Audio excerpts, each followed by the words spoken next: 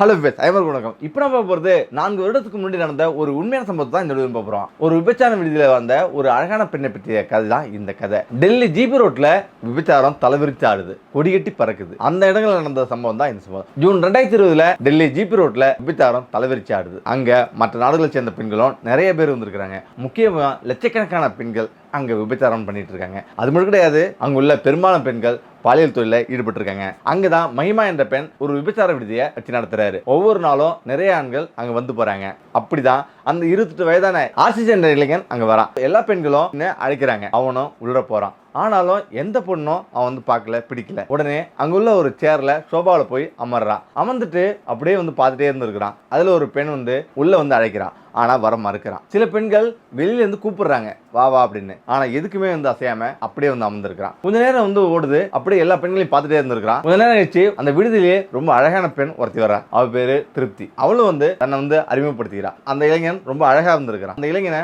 நீ ரொம்ப அழகா இருக்க, ஐ லவ் யூ அப்படின்னு அவன்கிட்ட சொல்றா.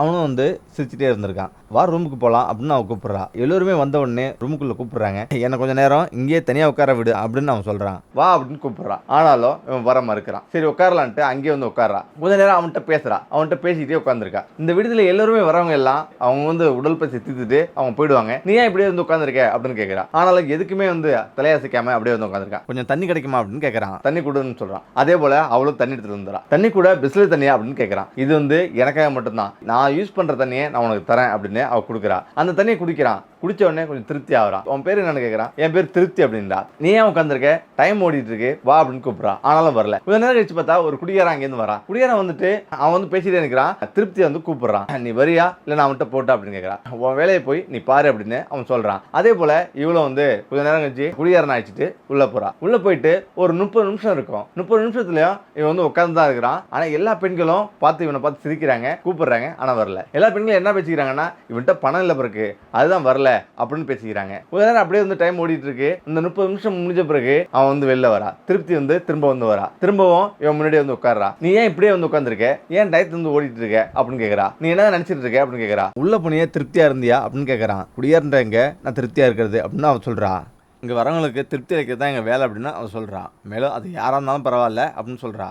இப்படி நேரம் வந்து கடந்துருது. இப்போ மணி 10 ஆகுது. நான் வீட்டுக்கு கிளம்ப போகிற நேரம் அப்படின்னு அவன் சொல்கிறான். இப்போ இவ்வளோ நேரம் நான் வந்து உட்காந்துருந்தேன், இவ்வளோ நேரம் உட்காந்து நான் பேசுறதுக்கு என்னதான் அர்த்தம் அப்படின்னு கேட்குறான். அப்போ வந்து 2000 ரூபா பணத்தை கொடுத்து, இந்த இவ்வளோ நேரம் நீ என்கிட்ட பேசணும்ல, அதனால இந்த 2000 ரூபா பணத்தை வச்சுக்க அப்படின்னு பணத்தை வந்து கொடுக்குறான். அப்போ பயங்கரமாக கோவப்படுறா. எதுவுமே பண்ணல, அதுக்கு எதுக்கு எனக்கு தேவையில்லாமல் 2000 ரூபா அப்படின்னு அந்த பணத்தை வந்து திரும்ப வந்து வீசிடுறான். ஆனாலும் இவன் வந்து அந்த பணத்தை எடுத்துட்டு வெளில வந்து வந்துடுறான். இப்போ வந்து வெளில வரும்போதே நினைச்சு பார்க்குறான். இருந்தாலும் அந்த பொண்ணு ரொம்ப தைரியமான ஒரு பொண்ணு. ஏன்னா அந்த கொடுத்த பணத்தை கூட அவன் வந்து எடுக்கல அப்படின்னு அவன் வந்து யோசிக்கிறான். மறாத வாரம் வருவானா அப்படின்னு எல்லாருமே வந்து யோசிச்சுட்டு இருக்காங்க. அதே போல மறாத வாரமும் வரான். சத்தியமா இந்த வாரம் நீ வருவன்னு நினைச்சே பார்க்கல அப்படின்னு அவ சொல்றா. உனக்காக ஒரு வாரமா காத்துட்டு இருக்கணும்னு சொல்றா. அதே போல ஒரு வாட்டர் வந்து கொடுக்குறா, இனிப்பு வந்து கொடுக்குறா. வாட்டர் இனிப்பு எல்லாமே கிடைக்கும் அப்படின்ற மாதிரி ஜாலியா வந்து பேசுறான். கொஞ்சமா அப்படி பேசிட்டே இருக்கா, கொஞ்சம் ஜாலியா வந்து பேசிட்டே இருக்கா. ஆனாலும் நேரம் வந்து ஓடிட்டு இருக்கு. இப்ப இந்த செய்தி மகிமாவுக்கு போகுது. மகிமா அங்கேருந்து கோபத்தோடு வந்து வரா. அந்த இளைஞனை பார்த்து, ஆசிஸை பார்த்து கோவமா, ஏன் இங்க உட்காந்துருக்க, நீ போலீஸா அப்படின்னு கேட்குறா. போலீஸ் கூட இவளுக்கு நல்ல உறவு இருக்கு, அதனால இவளை எதுவுமே பண்ண மாட்டாங்க. அப்போ இவன் போலீஸும் கிடையாது, வேற யாரா தான் இருக்கும் அப்படின்னு வந்து பேசுறா. அப்போ வந்து மற்ற பெண்களோட சண்டை போடுறா. இவங்ககிட்ட வந்து நெருங்கி பேசாதீங்க, இப்போ காலங்களில் சமூக வலைதளங்களில் நிறைய போட்டோ எடுத்து வீடியோ எடுத்து போடுறாங்க, உங்க பேர் வந்து கெட்டுரும், அதனால வந்து பெரிய ஒரு பிரச்சனையா வந்து மாறிடும், அதனால யாரும் இவன்கிட்ட வந்து பேசாதீங்க அப்படின்ற மாதிரி பேசுறா. அப்போ மீண்டும் அவனை வந்து கேட்கறா, ஏய் ஒழுங்கா சொல்லு, நீ யாரு, எதுக்கு தான் நீ வந்திருக்க, இங்க வந்து எதுக்கு சும்மா வந்து உட்காந்துருக்க அப்படின்னு கேட்கறா. ஆனாலும் அவன் எதுவுமே பேசாம அப்படியே வந்து உட்காந்துருக்கான். கொஞ்ச நேரத்தில் கொஞ்சம் கோவப்பட்டு, இங்க வந்து ஒவ்வொரு நிமிஷம் உட்காரும் போதும் இங்க வந்து யார்கிட்ட பேசியிருந்தாலும் இங்க வந்து உட்கார்ந்தாவே காசு கொடுக்கணும் அப்படின்னு சொல்றான். எவ்வளவு வேணும் அப்படின்னு அவன் சிரிச்சுட்டே கேட்கறான். இங்க வந்து உட்கார்ந்தாவே ஒரு மணி நேரத்துக்கு 2000 ரூபாய் செலவாகும். நீ போன வாரமும் தங்கியிருக்க, இந்த வாரமும் செஞ்சுக்கிறிய, எல்லாம் சேர்த்து பார்த்தா 12,000 மேல வருது. ஆனாலும் நீ ரொம்ப நல்லவனா தெரியுற, 10,000 ரூபாய் கொடுத்தா போதுன்னு கேட்கறான். அவ்வளவுதானே, பணம் தானே வேணும் அப்படின்ட்டு 10,000 ரூபாய் பணத்தை எண்ணி அவள்கிட்ட கொடுக்குறான். திருப்தி பயங்கர அதிர்ச்சி ஆகுறா. நீ என்னதான் பண்ற, ஏன் இப்படி பண்ற, என்ன இங்க சும்மா வந்து உட்காந்துருக்க, சும்மா உட்காந்துருக்கு, காசு தரியா அப்படின்றா. அதே போல மற்ற பெண்கள் எல்லாமே பயங்கர ஒரு அதிர்ச்சி. வந்து இவன்ட்ட காசு இல்லை நினைச்சா இவ்வளவு காசு வந்து வச்சிருக்கானே அப்படின்னு நினைச்சிருப்பா. அப்போ வந்து கொஞ்ச நேரம் வந்து ஓடுது, எல்லாரும் சிரிக்கிறாங்க. ஆனாலும் இவன் வந்து கிண்டல் பண்றதை நிப்பாட்டுறாங்க. இப்ப சும்மாவே ஒரு சில பெண்கள் வந்து ஓடி வந்து எனக்கு 200 ரூபாய் செலவு காசு கொடுன்னு சொல்றாங்க. அதே போல இவனு வந்து காசு கொடுக்குறான். ஆனாலும் இவன் வந்து திருப்திட்ட பேசிட்டு உட்காந்துருக்கான். அவனோட டைம் முடியுது. இப்போ என்னோட டைம் முடிஞ்சிச்சு, நான் கிளம்புறேன் அப்படின்பா. எங்க தான் போற, ஏன் இங்க வந்த அப்படின்னு கேட்கறா. எனக்கு சண்டேனா, ஞாயிற்றுக்கிழமைனா எனக்கு லீவு, எனக்கு வந்து நாள் ஓடல, அதுக்காக இங்க இங்கே வந்து உட்காந்துருக்கேன் அப்படின்னு சொல்கிறான். இதனால பயங்கர கோவப்பட்டு டே ஏன் அதுக்குள்ளே கிளம்பி போகிற அப்படிங்கிறா. அட்லீஸ்ட் நீ ஏதாவது ஒன்று பண்ணுறா, உன்னை வந்து அணைச்சிக்கலாமா அப்படின்னு கேட்குறா. ஏன்னு கேட்குறான். அட்லீஸ்ட் எனக்கு உன்னை தொடணும் போல இருக்கு அப்படின்னு சொல்லுவா அப்படின்னு சொல்கிறா. சரி ஓகே அப்படின்ட்டு அவங்க 2 பேரும் அணைச்சிக்கிறாங்க. இப்போ வந்து கிளம்பும்போது அடுத்த வாரம் வருவியா அப்படின்னு கேட்குறான். ஆனாலும் அடுத்த வாரம் வருவனா வர மாட்டான்னு தெரியாது. ஏன்னா நான் வேறு விடுதிக்கு போவேன், என்னால் எப்படின்னு சொல்ல முடியாது. உங்கள் முதலாளி வந்து அதிகமாக காசு கேட்குறாங்களே அப்படின்னு சொல்லுவான். அதை பற்றி நீ கவலைடாம நீ வா, 5 மணி நேரம் நீ இருக்க வேணாம், 2 மணி நேரம் இரு, அந்த 2 மணி நேரத்துக்கு நான் காசு தரேன் அப்படின்னு அவன் சொல்லுவான். இதை பார்த்து அவனுக்கே பயங்கர ஒரு அதிர்ச்சி. இதனால அந்த அதிர்ச்சியிலேருந்து விலகாம அப்படியே வந்து பார்த்துட்டு இருக்கிறான். எழுந்திரிச்சு போயிட்டு வரன்ட்டு கிளம்பிடுவான். அதே போல் மராதவரம் வந்துட்டு ஜாலியாக வந்து பேசிட்டு இருக்காங்க. இப்படி வந்து எல்லாரும் பார்த்துட்டு ஹாய் சொல்லிட்டு இருக்கான். அவனும் எல்லாரையும் பார்த்துட்டு இருக்கான். அந்த விபச்சார விடுதியில் எல்லா பெண்களும் வீட்டை ஜாலியாக வந்து பழகுறாங்க. அப்போ திருப்தி இருந்து வரா. அதே மாதிரி வந்து உட்காந்துருக்கா. உட்காந்து உடனே அவன்கிட்ட வந்து கேட்குறான். இப்போ வந்து மகிமா வந்து வரா. மகிமா வந்தோடனே அவள்கிட்ட வந்து பணத்தை எண்ணி கொடுக்குறான். கொடுத்துட்டு ஜாலியாக பேசிட்டு வந்து உட்காந்துருக்கான். உங்களை போன்ற ஒருத்தரை நான் இதுவரையும் பார்த்ததே இல்லை. யாரும் இப்படி வருவதை நான் கவனிக்கவே இல்லை. அவங்கவுங்க தேவைகளுக்கு மட்டும் இங்கே வராங்க. பிச்சைக்காரர் கூட இங்கே வந்தால் எஜமானியாக மாறுறாங்க. ஆனால் யாராவது பணம் கொடுக்கவில்லை என்றால் பணம் கொடுக்கலனா இங்கே வர அவங்களால் முடியாது.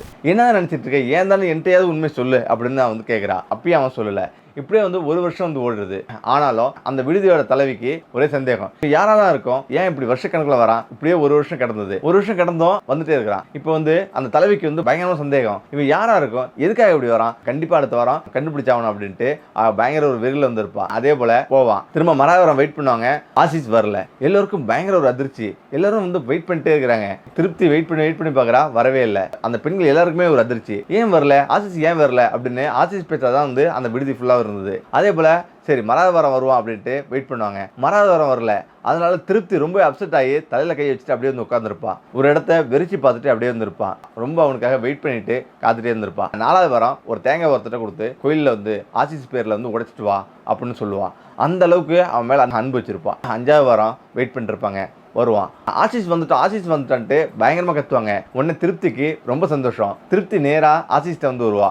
ஆசிஸ் ஏன் என்னாச்சு, ஏன் இப்படி 4-5 வாரமாக வரல அப்படின்னு கேட்பா. ஆனால் ஆசிஸ் சிரிச்சுக்கிட்டு இல்லை சும்மா தான், எனக்கு வேற ஒரு வேலையாக இருந்தது, அதனால் வெளியூர் போயிட்டு வந்தேன் அப்படின்பா. ஆனாலும் இந்த நேரத்தில் தான் இந்த நியூஸ் மகிமாவுக்கு போகும். மகிமா அங்கிருந்து பயங்கர கோபத்தில் இருப்பா. ஏய் உடனே நம்ம ஆளெல்லாம் வந்து வர சொல்லு, ஏன்னா அவனை இன்னைக்கு கொல்லாமல் விடக்கூடாது, அவன் யாருன்னு நமக்கு தெரிஞ்சிச்சு அப்படின்னு சொல்லுவான். இப்போ தான் ஆளுங்களை கூப்பிட்டு ஆசிஸை வந்து உள்ள வந்து வர சொல்லுவா. ஆசிஸும் உள்ள போவான். ஏய் நீ யாருன்னு எனக்கு தெரிஞ்சிருச்சு, நீ ஒரு பெரிய நிறுவனத்தோட எம்டி, ஒரு மாதத்துக்கு 80 லட்ச ரூபா சம்பளம் வாங்குற, 80 லட்ச ரூபா உனக்கு சேலரி, அதுவும் அமெரிக்காவில் பெரிய பட்டம்லாம் முடிச்சிருக்கேன், அப்படிப்பட்ட ஒரு ஆள் ஏன் இந்த மாதிரி வீடில் வந்து உட்காந்துருக்கேன், உண்மையை சொல்லு அப்படின்னு சொல்லுவான். அப்போ தான் வந்து அவன் சொல்லுவான், எனக்கு இங்கே வந்து ஒன்று வேணும், அதனால தான் இங்கே வந்தேன் அப்படின்னு அவன் வந்து உண்மையை சொல்ல ஆரம்பிப்பான். நான் ஒரு பொண்ணை லவ் பண்ணேன், அந்த பொண்ணு ஒரு கார் வேணும்னு கேட்டுச்சு, நானும் கார்லாம் வாங்கி கொடுத்தேன். ஆனால் கொஞ்ச நாள் கழிச்சு என்னை விட பெஸ்ட்டாக இன்னொரு பையன் கிடைச்சிட்டான் அப்படின்ட்டு அவன் வந்து என்னை விட்டுட்டு போயிட்டான். அதே போல் எங்கள் அப்பா அம்மா ஒரு பொண்ணை வந்து பார்த்து கல்யாணம் பண்ணி வச்சாங்க. ஆனாலும் 1 வருஷம் இருந்தா, 1 வருஷம் கழிச்சு என்னை ஏமாத்திட்டு வேற ஒருத்தவங்க கூட ஓடிட்டா. அதனால எனக்கு வாழ்க்கையை வந்து வெறுத்து போச்சு. கொஞ்ச நாள்ல நான் வீட்டில் வெறுத்து போய் தனிமையாக இருந்தேன். அப்போதான் என் ஃப்ரெண்ட் வந்து சொன்னான், இது மாதிரி நீ ஏன்டா இங்கே இருக்கிற, இது மாதிரி விடுதிக்கு போ, ஏகப்பட்ட பெண்கள் வந்திருக்காங்க, அப்படி நீ போயிட்டு வா அப்படின்னு சொன்னான். என் ஃப்ரெண்டு சொன்ன ஐடியாவில் தான் நான் இங்கே வந்தேன். ஆனால் இங்கே வந்த பிறகு உடல் மீது எந்த ஒரு நாட்டமும் இல்லை. எனக்கு பிடிச்ச மாதிரி ஒரு பொண்ணை வந்து தேடினேன். அப்படிதான் தேடி பார்க்கும்போது திருப்தி வந்து எனக்கு ரொம்ப திருப்தியாக இருந்தா. அவள்கிட்ட உட்காந்து பேசும்போது ஒவ்வொரு கணமும் ஏதோ ஒரு சந்தோஷம் என்கிட்ட வந்து மிதந்துட்டே இருந்தது. அவன் முக்கியமாக பார்த்தியா பணத்தை விட அவள் வந்து மனசை வந்து பார்த்து பேசியிருந்தா. அவள் பேசும்போது என் கண்ணை பார்த்து பேசிட்டு இருந்தா. அந்த கண்கள்ல ஒரு காதல் வந்து தெரிஞ்சுது. ஒவ்வொரு நிமிஷமும் ஒவ்வொரு முறையும் நான் வரும்போது எந்த ஒரு எரிச்சல் விட்டாம அவ்வளோ அன்பா பேசியிருந்தா. ஒரு கட்டத்தில் நீங்க பணம் வேணும்னு சொல்லும்போது அவளுடைய பணத்தை வந்து அவளே கொடுத்து எனக்காக அவ வர சொல்லிட்டு இருந்தா. 1 வருஷம் எனக்காக என் காதலி செலவு பண்ணல, மனைவி செலவு பண்ணல, அதே போல என் நண்பர்கள் செலவு பண்ணல. 1 வருஷம் முழுவதும் எனக்காக இவ பணம் கொடுத்துருக்கா. உண்மையிலே ஒரு அன்புனா இப்படி ஒரு அன்பை நான் இதுவரையிலும் பார்த்ததே கிடையாது. இப்படி ஒரு பொண்ணு தான் நான் உலகத்தில் நான் தேடி இருந்தேன். அந்த பொண்ணை நான் கல்யாணம் பண்ணிக்கணும், திருப்தியை நான் கல்யாணம் பண்ணிக்கணும், நீங்க தான் இதுக்கு ஹெல்ப் பண்ணணும் அப்படின்னு சொல்றான். மகிமாவுக்கு பயங்கர ஒரு அதிர்ச்சி.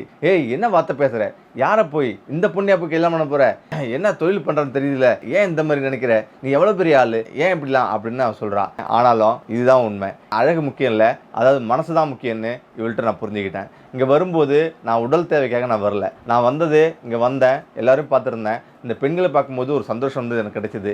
அதனால அந்த சோபாவில் உட்காந்துக்கிட்டு எல்லா பெண்களையும் பார்த்துட்டே இருந்தேன். அப்போ மனசுக்கு ரொம்ப பிடிச்ச பெண்ணு தான் இந்த திருப்தி. அவள் என்ன பார்க்கலனாலும் என்னால் சும்மா இருக்க முடியாது, நான் அவளை பார்க்கலனாலும் என்னால் சும்மா இருக்க முடியாது. ஒரு தேடல் வந்து இருந்தது. இப்படி ஒரு தேடல் தான் நான் எதிர்பார்த்தேன் அப்படின்னு சொல்கிறான். ஆனாலும் கொஞ்சம் நேரம் கழிச்சு சரி நீ இப்படிலாம் சொல்லிட்டு போ, இதே திருப்திக்கு வந்து என்ன நினைக்கிறான்னு கேட்போம் அப்படின்னு திருப்தி வந்து கூப்பிடுவாங்க. திருப்தி கூப்பிட்டோடனே வரும்போதே பயங்கர ஒரு அதிர்ச்சியாக வருவா. ஏன்னா மகிமா வந்து பயங்கரமான ஆள், பெரிய ஆள், இவன் வந்து பணத்துக்காக ஏதாவது பண்ணிடுவாளோ அப்படின்னு பயந்துட்டே வருவா.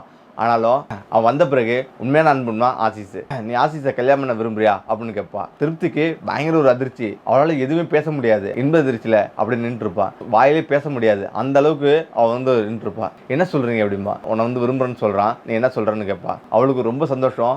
என்ன சொல்றதுனே தெரியல. இந்த மாதிரி ஒரு விஷயத்துக்கு கடவுள் எனக்கு கொடுத்த வரம் அப்படின்னு சொல்லுவா. உடனே அவங்க 2 பேரும் வெளில வருவாங்க. அந்த ஹாலுக்கு முன்னாடி நின்றுட்டு எல்லா பெண்கள்கிட்டையும் இது மாதிரி நாங்கள் 2 பேரும் திருமணம் பண்ணிக்க போகிறோம் அப்படின்னு சொல்லுவாங்க. இதை கேட்ட உடனே எல்லாருமே ரொம்ப சந்தோஷம். எல்லாருமே கைத்தட்டி ஆரம்பிப்பாங்க. உடனே அவளை திருமணம் பண்ணிட்டு இங்கிருந்து அமெரிக்கா போவான். அமெரிக்கா போயிட்டு செட்டில் ஆனாங்க. அக்டோபர் 3, 2021 இங்கிருந்து அமெரிக்கா போனாங்க. அங்கே 2 வயசு பையன் தற்போது இருக்கிறான். 2022 நவம்பர் மாதம் திரும்ப அதே டெல்லிக்கு அந்த விடுதியில் உள்ள எல்லோரையும் பார்த்தாங்க. எல்லோரையும் பார்த்து இந்த நியூஸ் அந்த நகரம் முழுவதும் பரவுச்சு. அதனாலேயே இந்த நியூஸ் பயங்கர ஒரு வைரல் ஆச்சு. முக்கியம் பார்த்தீங்கன்னா அந்த பொண்ணு இப்போ அமெரிக்காவில் ரொம்ப சந்தோஷமா இருக்குது. இதுல என்ன இருக்கு அப்படின்னா, உண்மையிலே வாழ்க்கையில ஒவ்வொரு மனுஷனும் தேடுறது அன்பு தான். ஒருத்தவங்கள்ட்ட தொடர்ந்து ஒரு விஷயத்தை எதிர்பார்க்காம அவங்களுடைய உண்மையான அன்பை நேசித்தோம்னா கண்டிப்பா எதையுமே அடையலாம் அப்படின்றதுக்கு இந்த வீடியோ ஒரு உதாரணம். ஓகே, இந்த வீடியோ பிடிச்சிருக்கேன்னு நினைக்கிறேன். மீண்டும் அடுத்த சந்திப்போம். நன்றி, வணக்கம்.